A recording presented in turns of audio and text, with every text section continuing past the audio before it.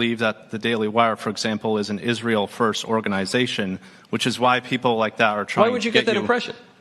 Because more pro-Israel. I mean, obviously Ben Shapiro is a Jew, but why else would you get that impression? The Daily Wire is Ben. Obviously, he was the first talent that they hired, and Ben's a Jew, and people have big problems with Ben for being a Jew. The Daily Wire is Andrew Klavan. He's an ethnic Jew. People might have problems with that. Candace Owens, Jeremy Boring. So Jeremy Boring's a Protestant. Look, I got plenty of problems with the Protestants, okay? What's going on, everybody? Today, I want to talk about this clip that I saw of Michael Knowles. I guess he's doing some sort of live speaking gig, and somebody asked him a question about their loyalties at Daily Wire or what some people think about them. And I'm not upset or annoyed with Michael Knowles really at all, to be honest. I just want to report on this. But in general, I'm not annoyed at him for defending his friend and his network. That makes total sense. I think it's an honorable thing to do since he works there. But it's his liberal tactics of just claiming that if you don't like Ben Shapiro or you think that the Daily Wire might be up to something, that you just hate Ben Shapiro because of his ethnicity or religion. It's super fake. It's super liberal tactics. And I'm going to look at that clip and then go into the real reasons that people don't trust the Daily Wire, because even though Michael's trying to cover it up and use Democrat-esque tactics like, oh, you just hate me because I'm this color. It's like, yeah, I thought we were over that on the right wing, but apparently we're not. We're going to talk about it. Thanks for being here. Give me a thumbs up in the chat if everything sounds good, and we'll begin the show now. I'm going to keep it under 30 or 40 minutes this time, I promise. Dream Rare Podcast starts now. It's the Dream Rare Podcast. Welcome to the show. The way to get the news at the desk or on the road. Let's go. God is great and success in our control. The world is crazy, but we get better from obstacles. Yeah. What's going on, everybody? Thank you guys so much for being here. I see Julie in the comments. She said, will you discuss tariffs? I actually want to go on a little bit of a rant after I talk about Michael Knowles with the tariffs. So yes, I will talk about it. Let's get into it real quick because I do want to keep this under 30 minutes. Here's the full clip of the video I saw on Twitter of Michael Knowles essentially just telling somebody who asked a question, if you think this about the Daily Wire, you must just hate Ben Shapiro because of his ethnicity or religion, and you must just hate Andrew Klavan because of his ethnicity. Let's take a listen. I mean, I don't really care about Michael Knowles. I feel like he's super irrelevant, not that talented, and he's been overrated his whole career. Not that I'm trying to start it off that way. I just did, though. I knew why instinctually I never cared about this guy. I mean, this clip really says it all about who he is, what he thinks, and how dishonest he is when it comes to having debates with people on the right who disagree with him. Most people now at this point believe that the Daily Wire, for example, is an Israel-first organization, which is why people like that are trying to Why would you get that impression? Because more pro-Israel. I mean, obviously Ben Shapiro is a Jew, but why else would you get that impression? Yeah, it's because we can't get policies that are pro-America. We still can't we don't get make our policy own. At the Daily Wire. We're a media company. Oh, I understand what so you're we've saying. got me. In the literal sense, I mean, what is the Daily Wire? The Daily Wire is Ben. Obviously, he was the first talent that they hired, and Ben's a Jew, and people have big problems with Ben for being a Jew. I have problems with Ben for other reasons, but, people have big problems with Ben because he wears the yarmulke. But then what else is the Daily Wire? The Daily Wire is Matt Walsh. He's a Catholic. The Daily Wire is Michael Knowles. I'm a Catholic. I've been there since day 2. The Daily Wire is Andrew Klavan. He's an ethnic Jew. People might have problems with that. Candace Owens, Jeremy Boring. So Jeremy Boring's a Protestant. Look, I got plenty of problems with the Protestants, okay? People sometimes say, Michael, how can you work for the Daily Wire? How can you work for those dastardly Jews? I say, it's much worse than that. I work for the Protestants, man. It's so much worse. Fair. So I don't know. I mean, I don't know. Even on the subject of Israel, which is obviously an important topic for a lot of people, Daily Wire has a total variety of opinions on the state of Israel. Obviously, Ben cares about it a lot, and Matt wants to defund like every single country on earth. I'm a little bit more practical and prudential, I think, about my views. So, I mean, this kid who asked the question seemed a little bit nervous, obviously, speaking to Michael Knowles at an event. But his question was, what do you think about the backlash, essentially, that people think Daily Wire prioritizes Israel? I think is what he was trying to say. And here's my thing. If Michael Knowles said, listen, we don't do that. We have a bunch of opinions. And, people can say that if they want because of Ben's foreign policy views. But, not everybody there agrees with him. I would have been like, that makes sense. I don't necessarily agree. I'm not a fan of the Daily Wire. I do think that they are very dishonest on this category. But for him to just come right out the bat and say that, oh, it must be because of Ben Shapiro is, this ethnicity and this religion, and it must be because Andrew Klavan is this ethnicity, that would be equivalent to me. Say Candace Owens has been creating a lot of controversy in a lot of different categories. She's talking about Bridget Macron. She's talking about Israel. She's talking about like Blake Lively. I don't even know what she's talking about with that. But let's just say someone doesn't like Candace Owens for one of those things. Maybe it's like the French government. Maybe it's somebody who's pro-Israel. Maybe it's someone who likes Blake Lively or something. And then they just come to me and they say, Anomaly, I think that Candace is doing this or that. And then I just come and I'm like, oh, you just don't like her because she's black.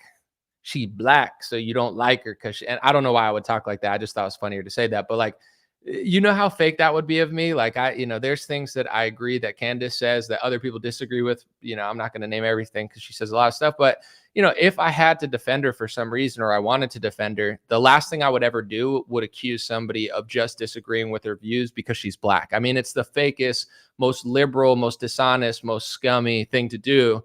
And I feel like Michael knows that. On that topic, I could talk about this a lot, and I will. But let's get into the reasons that people might think that, right? Outside of the fact that just because Andrew Klavan has a certain ethnicity and Ben has a certain ethnicity, let's think about, did they employ somebody that was more outspoken than Matt Walsh? Does Matt Walsh want to defund certain countries? Absolutely. He wants to defund all countries, and he's against all foreign aid. But the thing is, I mentioned this in my last live stream, so I won't spend too much time on it. Matt Walsh used to write really scathing op-eds about the pro-Israel lobby in America, like so much so that even more aggressive than some of the things that Candace is doing right now. And he doesn't really do that anymore. Like, yes, he will make a stand, but it's a lot different than he used to before he worked there. And I'm guessing, I don't want to put words in Matt's mouth, but I know it's like certain topics that you cover at Daily Wire. It's not that they won't let you do them, but you have a line that you kind of sort of have to toe. It's like Fox News. They can't just say whatever they want.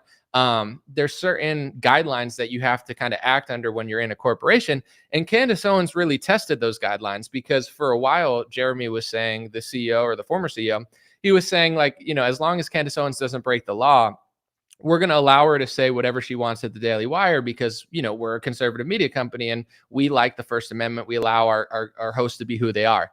Until she went too far on the Israel topic. And then he admitted, we're not just a free speech company, we're a publisher, and I'm not going to publish people who disagree with me. And that was the topic that boiled over the top. It wasn't BLM. It wasn't Bridget Macron having or not having a male genital part. These things that she's looking into, that wasn't the straw that broke the camel's back. It was the Israel topic. So, even though I understand that Michael Knowles wants to defend his news corporation, and I completely respect it, to lie about this and say it's just about ethnicity or religion and just completely ignore the fact that kid was trying to bring up that Candace Owens literally pretty much just got fired because she went further than Matt Walsh on that topic. He's just such a scumbag. Michael Knowles knows what he's doing. He knows he's lying. And if I didn't make it clear enough, I got some clips. Here's Jeremy boring what he said after the Candace situation and beforehand, because it was two different things. Let's take a listen. But the Daily Wire is a publication, right? We publish, we curate. I pay people to speak. I'm not just a platform where everybody can kind of build their own account and say the things that they want to say. I pay people, and I'm not going to pay people to say things that go beyond certain lines of what I believe. Why would I do that? Just a few months ago, the CEO of Daily Wire, who just said that, said, "In my current capacity, I cannot fire Candace Owens. That's something Ben and I have in common, since he is also not an executive in the company and cannot hire or fire people. But even if we could, we would not fire Candace because of another thing we have in common: a desire not to regulate the speech of our hosts, even when we disagree with them. Candace is paid to give her opinion, not mine or Ben's. Unless those opinions run afoul of the law or she violates the terms of her contract in some way, her job is secure and she is welcome at Daily Wire." So the second part was what Jeremy said beforehand, because Candace started diving into the topic of the Israel war and the anti-Semitism speech laws that I've talked about for a long time. And a lot of people were looking at the Daily Wire saying, are you going to keep her? We know you're super pro-Israel and she doesn't have the same foreign policy as Ben Shapiro.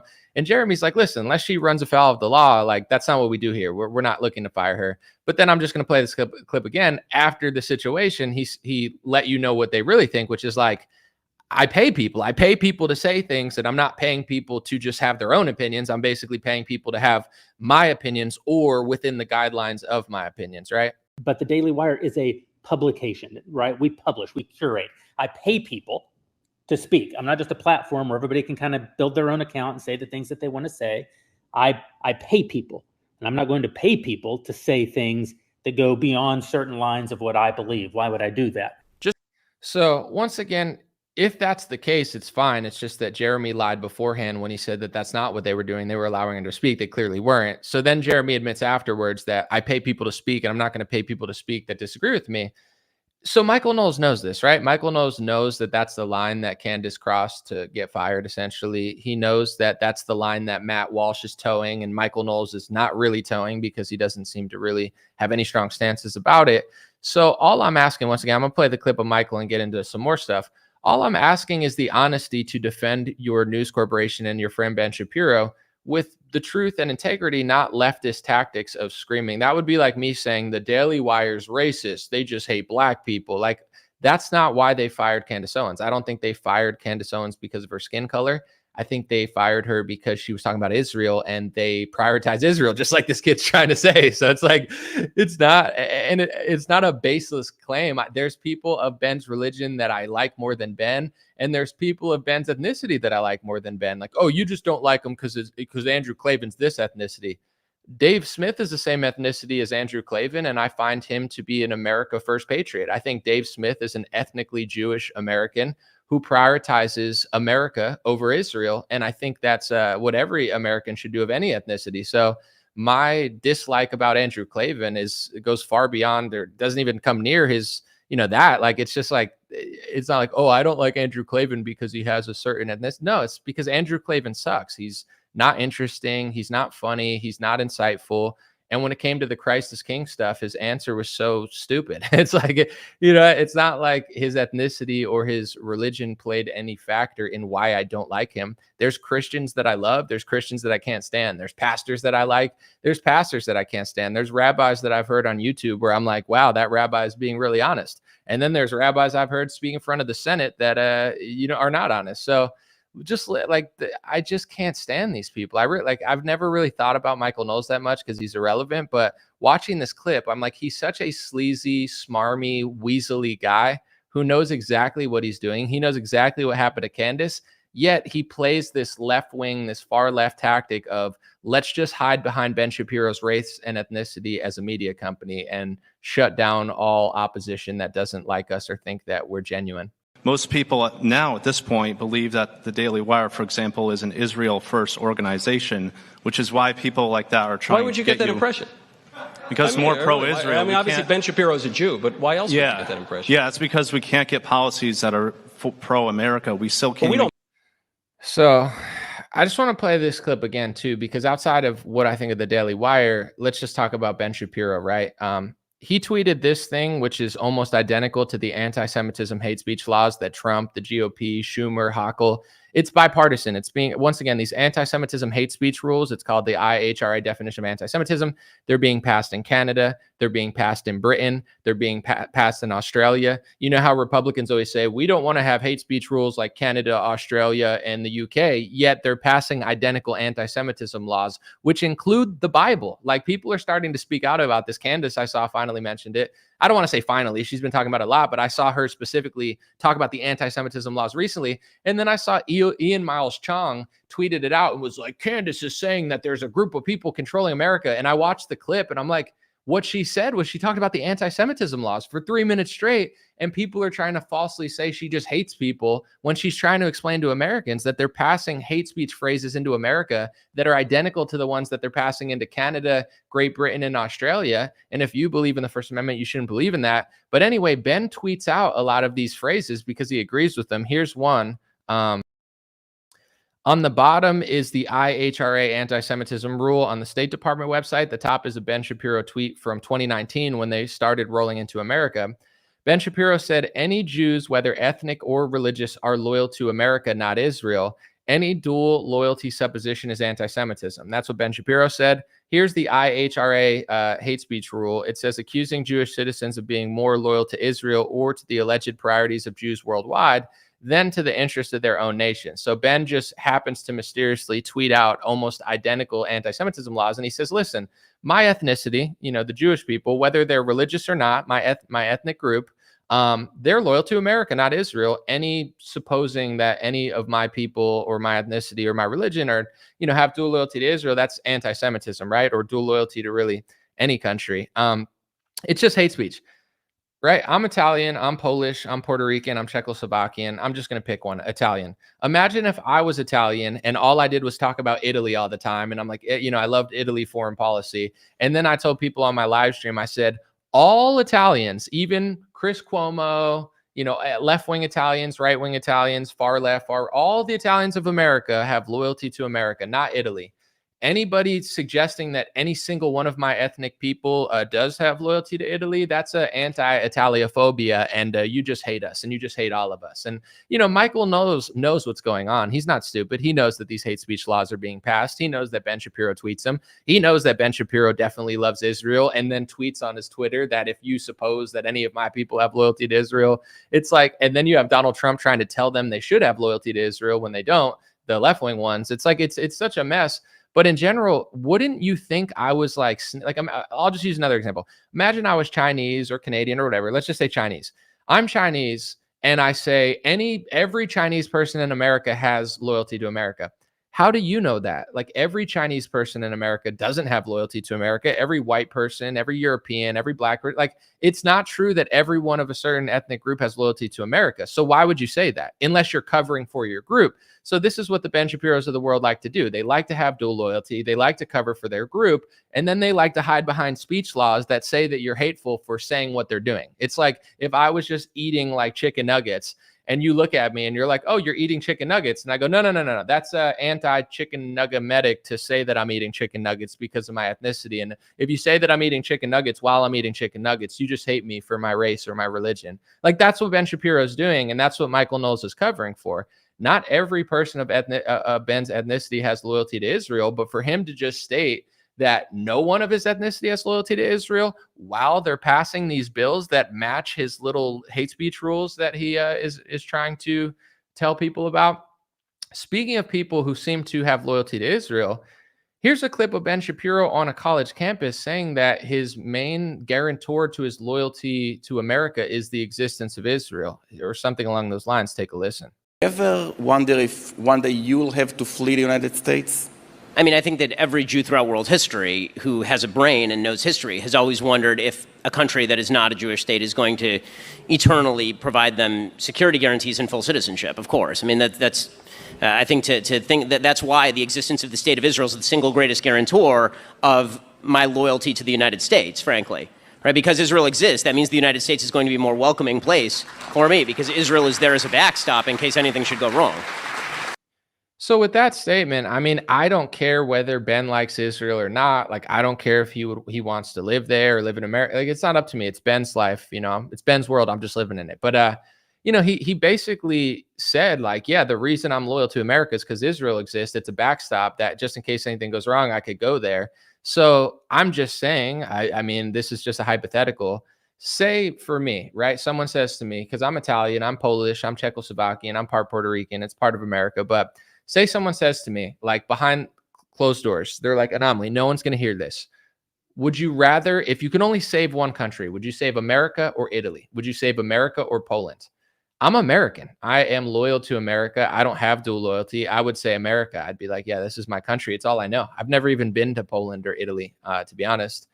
With Ben Shapiro, if he was asked, would you rather Israel be saved or America? Which one do you think he's going to say? He just literally told you. He's like, oh, if things go wrong, he basically said he's going to go there. So it's like, I mean, I'm not trying to get into other things because it's not really my place. But I've heard from some of my friends, they let me know that they believe it's part of their religion to eventually go back. Like they think they have to go back or they should go back at a certain point, not now. So I'm not saying Ben's going to go back, but I wouldn't be shocked if one day he lives there permanently and has complete loyalty to Israel. And once he gets there, if he gets there, it's not going to be dual loyalty to America. It's going to be prioritizing that country first. I don't care. Once again, doesn't affect me. People can think what they want, but this is the part that annoys me. Him tweeting out hate speech rules for his ethnicity, and then Michael Knowles saying that everybody's hateful that notices. The thing with the anti-Semitism hate speech phrases that's so annoying, like there's multiple wars going on in the world, right? There's the Ukraine war versus Russia, Ukraine and Russia, and then there's Israel and Palestine, right? We're funding Israel, we're funding Ukraine. Let's read the anti-Semitism hate speech rules. A lot of it is basically trying to stop criticism of Israel. Even Matt Walsh points this out, right? That's just what it is. Like half of the hate speech bill is like covering for Israel in some ways and be like, you can't say this about Israel. You can't say that about Israel. It would be weird to me if we were passing laws for Turkey or Canada. I think Canada's an ally, but do I want hate speech rules in America that say I can't criticize Canada it's ridiculous. But in general, the only thing worse than America giving hundreds of billions of dollars to a country and funding wars is giving hundreds of billions of dollars to a country, funding wars, and then passing speech laws against its own citizens to say that you can't say that. And these hate speech phrases protect Zelensky as well, because Zelensky happens to be Ben Shapiro's ethnicity. So if you read the anti-Semitism hate speech phrases, they provide protection for Zelensky in some cases as well, because of his group. It's like if you passed, George Floyd black speech laws and there was a black leader in a country, some of the speech phrases would protect him from some criticism because it's such a broad brush that they're painting. So with all this being said, Candace Owens got fired because she crossed the line of that topic. Jeremy Boring admitted that he doesn't pay people to say things that he doesn't want them to say, essentially. Ben Shapiro said on a stage that the existence of Israel is his guarantor to his loyalty to America, essentially. Like all of these combined, and this is what Michael Knowles says. Like he really thinks his audience is this dumb that they have liberal brain when it comes to this topic. It's like, oh yeah, the only reason you could think that about us is if you hate Ben Shapiro's ethnicity and Andrew Klavan for his ethnicity. Most people now at this point believe that the Daily Wire, for example, is an Israel-first organization, which is why people like that are trying to Why would you get that impression? Because more pro-Israel. Obviously Ben Shapiro's a Jew, but why else would you get that impression? Oh, why else would you get that impression? I mean, don't let facts, logic, reason, common sense, and research get in the way. No, that all goes out the window with Michael Knowles, and it just turns into hate speech. You just hate them. It's just hate speech while they're passing hate speech laws. And this is what people like Michael Knowles do. They're not going to tell their audience because then nobody would like them, but they're essentially providing cover for the hate speech rules, because the hate speech rules get passed into America. They just call everybody hateful. They enforce them knowingly or unknowingly. Their co-hosts are tweeting them out. And then when you point them out, they just say you hate them because of their ethnicity, like they're snowflake liberals. Oh yeah, and let me guess. The Daily Wire just hates Candace because she's black. No, it has nothing to do with Candace being black. Most people don't dislike Candace for being black right now. The people that don't like Candace Owens, French people who don't like her reporting about France, pro-Israel people that don't like her reporting about Israel. If she were black and pro-Israel, they wouldn't care. Like if Ben was saying different stuff, people would have different opinions. It has nothing to do with his ethnicity and his religion. It has everything to do with the type of person he is, the type of media company that they're running, essentially, and showing everybody where their line is. I want to say two things before I leave, because I'm going to keep this under 10 minutes. First thing is, I've been in news media since 2016, about 10 years now. And, there's a lot of people I help discover and promote. I'm not going to go over the list because it's not necessary. There's a lot of people that I've covered. There's been Trump things, Tucker Carlson things, Elon Musk. I mean, anybody, Theo Vaughn, Joe Rogan. There's been critical moments from thousands of people that I've wanted to talk about because they were so relevant or so interesting, or there was a great guest on.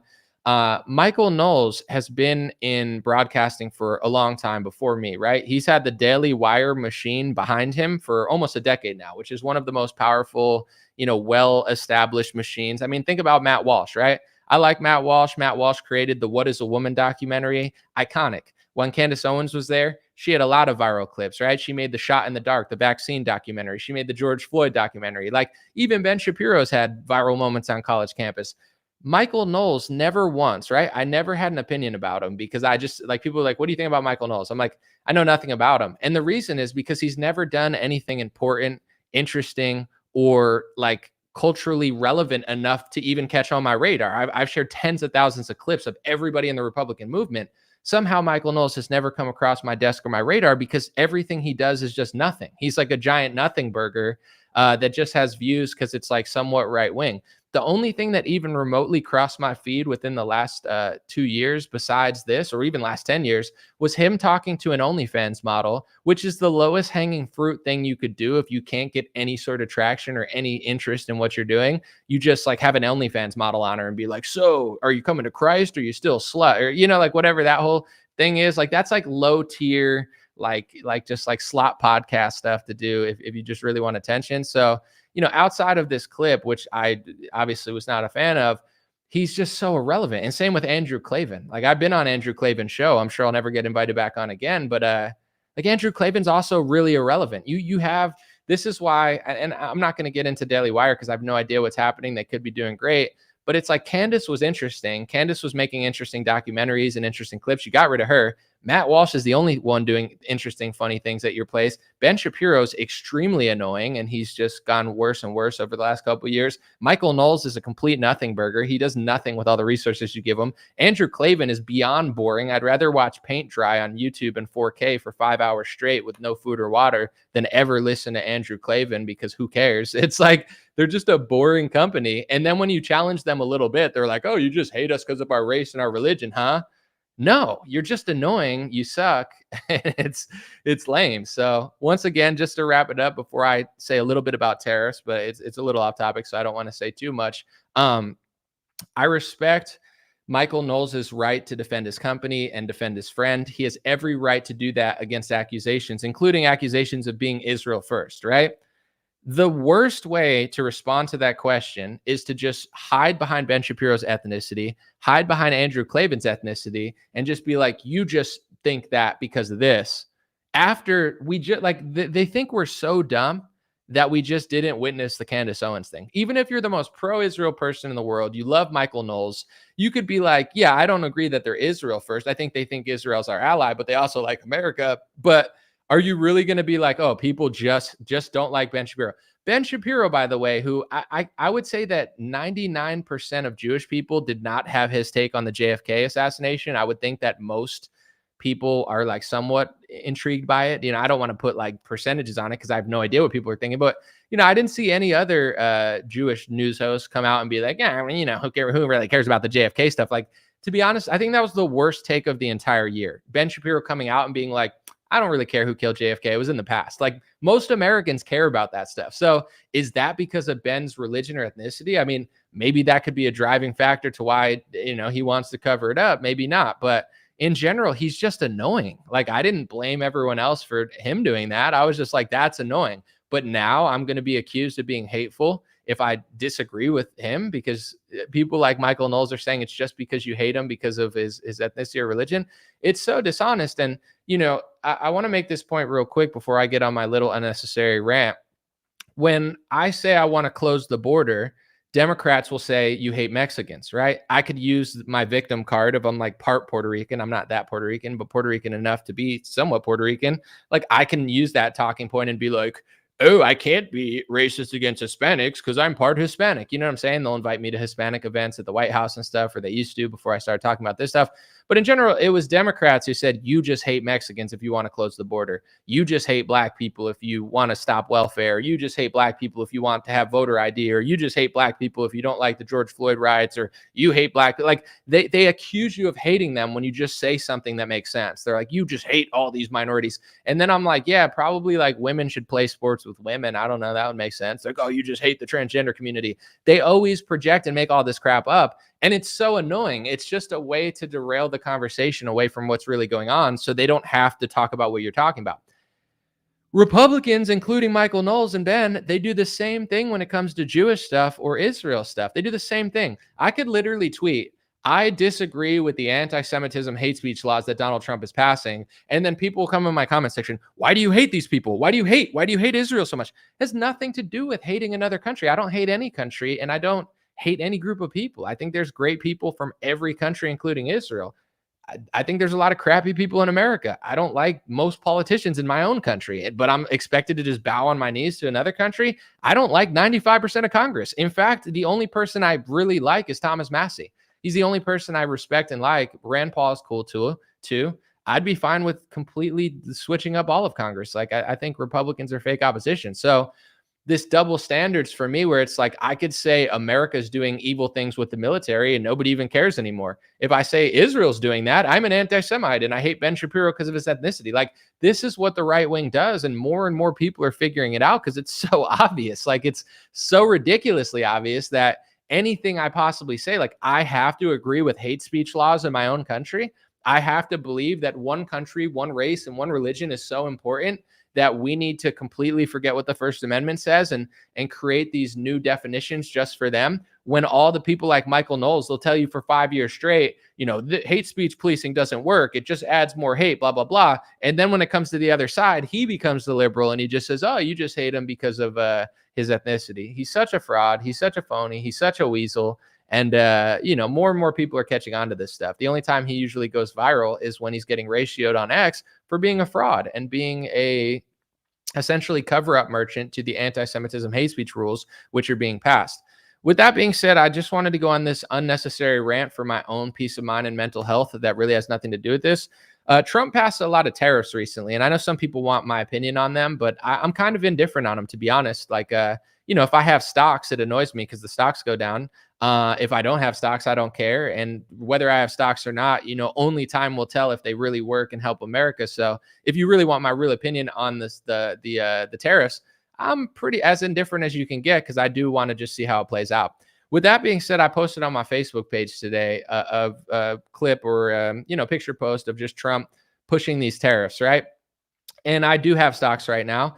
And in the stocks, the market went down in the after hours. After hours is after the market closes. They have like percentages in the after hours before the market opens, and they're down like 4%, 3%. Like pretty much every stock is down. Maybe not everyone, but most of them. So I know why, and I looked it up. I mean, I don't need to look it up, but I did, and it's the tariffs. Trump put massive tariffs on the world. It doesn't mean it's necessarily the worst thing in the world, but what it is like all the markets reacting to these tariffs. It's gonna, hurt profits to some extent and make it harder for certain companies. Even all American companies are getting hurt by these tariffs as of now, just because people are nervous to put money in the American stock market right now, and they'll pull it out. Hopefully just for the time being, for the sake of people's 401ks, et cetera. So in general, I don't really have that big of an opinion on it, but I posted this picture and I said, Trump announcing these tariffs made the stocks go down in the after hours, right? It's an 100% factual statement. Nobody's disagreeing with it. There's no financial or stock expert on the planet who's disagreeing with it. The debate is it good or bad? And will it last for a long time or not? Like the fact that it happened is not even debatable. If you go to my Facebook page and you read some of the comments, some of the most ignorant, nasty, obnoxious, negative, comments from, I'm not going to blame just boomers because it's probably other age groups too. And people don't like when I do, but it's like, it's just crazy how dumb people are. And it's just crazy how ignorant they are. Like a single fact and a single critical thought, even if it's non-judgmental at all, because my honest opinion is I'm indifferent to the tariffs. If I told you I was super against them, I'd let you know. I'm like 50-50 on them. It's annoying that it knocks the stocks down, but let's see what happens in a few months. Everything goes up, everything goes down. So I actually am indifferent. I don't have this big anti-Trump opinion about it or anti-tariff opinion. I really don't. But the way I'm treated constantly by this audience, and it's like, I want to get on a little rant, but I don't want to take too long. I voted Republican since I was, 27, 28, since 2018, 2020, 2022, 2024. I've been all Republican. I get why Democrats and the younger generation hate the older generation. I get why they hate their conservative parents. I get why they hate all these people. I'm not saying the hate is good or right, but I get it. It's because they're so obnoxious and they're so rude and they're so ignorant. It's like, yeah, Trump is better than Kamala and I'm conservative, but a single fact that isn't like 7 IQ, Trump, good Trump, Teletubby Trump, like that they'll share on their Facebook all day. You like one caption that bothers them. It's like the after hour stocks went down because of this. It's just like a added layer to the reporting. Like I think I'm just helping with more context. No, they don't want to hear it. They're so nasty. They're so evil. They're so rude. They just bash you constantly. And it's like, this is why nobody respects the older generation. It's like your kids, your grandkids, not all of them hate you. I don't want to be rude about it, but it's like, you led these people astray. You took the greatest country in the world. You ruined it. Every city is now a third world hellhole. You know what I'm saying? All these problems that you complain about, you had the country before all these problems exist. You got tricked for 50 years. And now we have to grow up in this country that we all are not super thrilled with. And just one single fact outside of that perspective just drives people nuts. Like they're just so nasty about it. So at this point, you know, I'm still going to make videos and I'll do this, but it's like, why even communicate with these people? They act like literal animals. They're like idiots. You have to like feed them the dumbest common denominator. And I don't even know if they know what they think. It's like, I'm just giving a hypothetical. Let's just say Joe Biden did something, say he did tariffs and the stocks went down. Do you think these same people would have been like, oh yeah, Joe Biden, you know, had the stocks go down in the after hours and my 401k is down? No, they would have been freaking out. But it's like, and Trump does it and they're just like, oh, don't even say that they went. They did go down though. Didn't you just care about your 401k? I'm not saying to freak out about it. You could buy new stocks if you want. It's not financial advice, but it's like, you could do whatever, buy, sell, hold, not care about it. But I can't even talk about it. Like it's just so frustrating. So what does this have to do with the Michael Knowles thing? Pretty much nothing. I just wanted to get it off my chest because these people are just so constantly nasty to me. And I don't want to become a hateful person because it's not good. It only hurts you.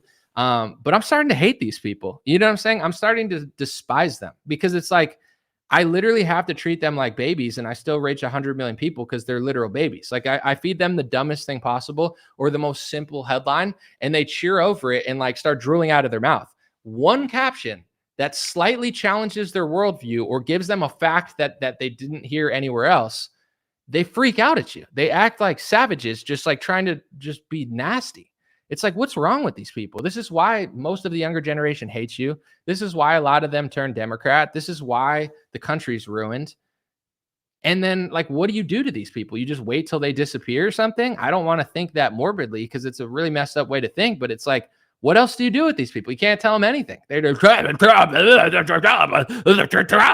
I'm like, hey, he did tariffs. I'm indifferent about it, but it did send the after hour stocks down. They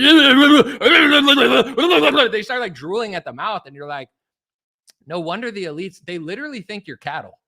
The elites literally look at you and they're like, you're cattle. And you're like, you're our greatest ally.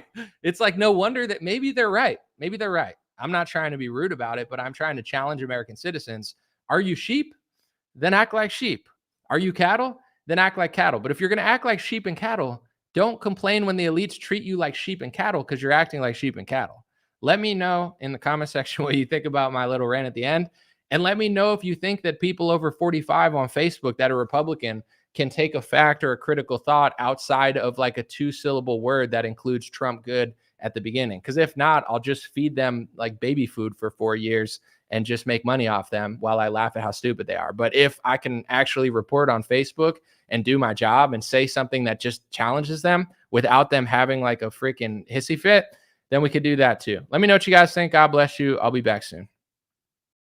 Hey, what's going on, my friends? Just a few ways to stay in touch and support if you'd like to. The first way is dreamrare.com. We have blue beanies, black beanies, pink hats, other colored hats, freedom versus tyranny shirts, stay blessed long sleeve, God is great long sleeve, and lots of more cool items coming soon. Dreamrare.com. Check out the shop to support. Everything's made in the United States. Handpicked by me. Patreon.com/raretalk for $5 a month. You can help support me, support the show. If you haven't noticed, unlike other channels, I don't work with very many sponsors, sometimes none at all. And part of the way I'm able to do that is with the dreamrare.com shop and patreon.com/raretalk. So thank you guys for keeping this show free, unimpeded, uninterrupted. I'm forever grateful. My free